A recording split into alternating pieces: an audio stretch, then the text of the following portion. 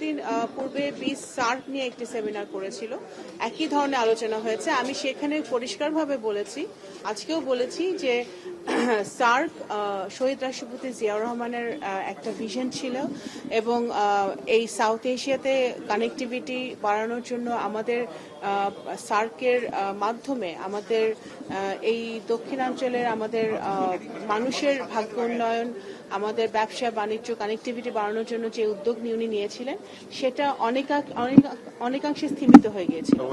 সেটা এখন আমরা বিএনপি সরকার আবার জনগণের ভোটে নির্বাচিত হওয়ার পরে দায়িত্ব নেবার পরে অবশ্যই এটা আমাদের ম্যানিফেস্টোতে আছে, আমরা সার্ককে আবার পুনরুজ্জীবিত করব। সার্কের মাধ্যমে যাতে বাংলাদেশ সহ মেম্বার স্টেটগুলোর মানুষের সুবিধা হয়, সরকারের সুবিধা হয়, অর্থনীতির সুবিধা হয়, সেটা আমরা ইনশিওর করতে চাই। আর বিমস্টেক অবশ্যই একটি মাল্টিল্যাটারাল কানেক্টিভিটির একটি প্ল্যাটফর্ম, যেটার মাধ্যমেও বিমস্টেকের যে দেশগুলো আছে সেগুলো অনেকগুলো দেশ সার্কভুক্ত সার্ক প্ল্যাটফর্মে নেই।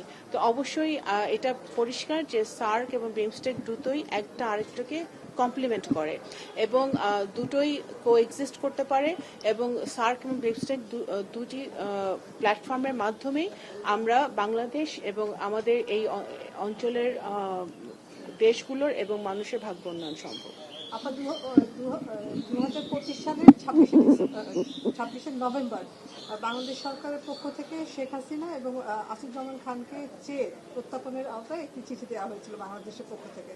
আজকে ট্রাইব্যুনাল একটি তথ্য দিল যে আবার আসিফুজ্জামান খানকে চেয়ে চিঠি দেওয়া হয়েছে পররাষ্ট্র মন্ত্রণালয়ের মাধ্যমে ভারতকে। এটা কি দ্বিতীয় দফা চিঠি দেওয়া হলো কি?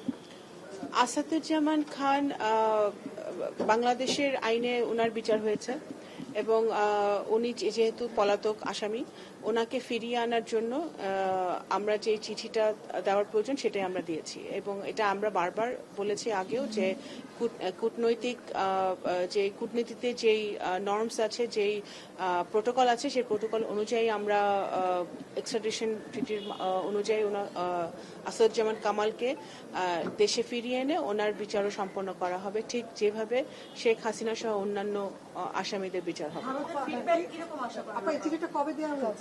প্রশ্নটা হচ্ছে যে আগে শেখ হাসিনাকে ফেরাতে একটা চিঠি দেওয়া হয়েছিল বিচার চলাকালে, রায় হওয়ার পরে তো আলাদা চিঠি যায় নাই, কিন্তু আসাদুজ্জামান খান কামাল চিঠিটা কবে গেছে?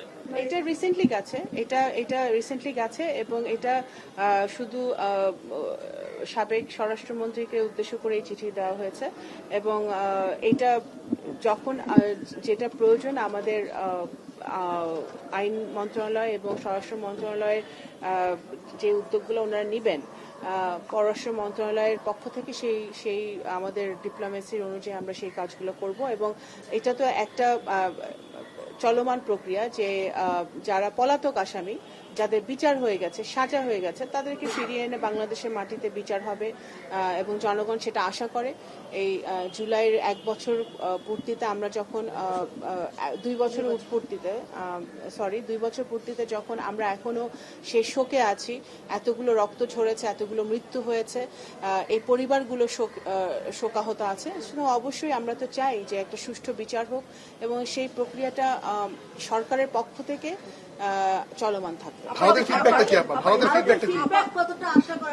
মাত্র তো চিঠি দেওয়া হলো, ফিডব্যাক আশা কি করব কি না করবো সেটা তো ভারত সরকারের উপর ডিপেন্ড করে। আমাদের সরকারের থেকে চিঠি গেছে, আমরা অপেক্ষা করব। অবশ্যই আমরা আশা করব যে ভারত পজিটিভ রিপ্লাই দিবে এবং যা দুই দেশের মধ্যে যে দ্বিপাক্ষিক সম্পর্ক আছে সেটাকে জোরদার করার লক্ষ্যে তারা তাদের পক্ষ থেকে যা তাদের দায়িত্ব সেটা তারা পালন করবে। আসিফুজ্জামান খান কামালকে চেয়ে চিঠি দিয়েছেন নাকি ওবায়দুল কাদের আছে? এগুলা সাধারণত ভিন্ন ভিন্ন চিঠি যায়, ঠিক আছে? তো কয়টা চিঠি গেছে? ট্রাইব্যুনাল থেকে বলা হচ্ছে 4টা চিঠি গেছে, 4 জনকে চেয়ে চিঠি দেওয়া হয়েছে। আচ্ছা, যারা পলাতক আছে তাদেরকে ফিরিয়ে আনার জন্য যে সকল চিঠি দেওয়ার প্রয়োজন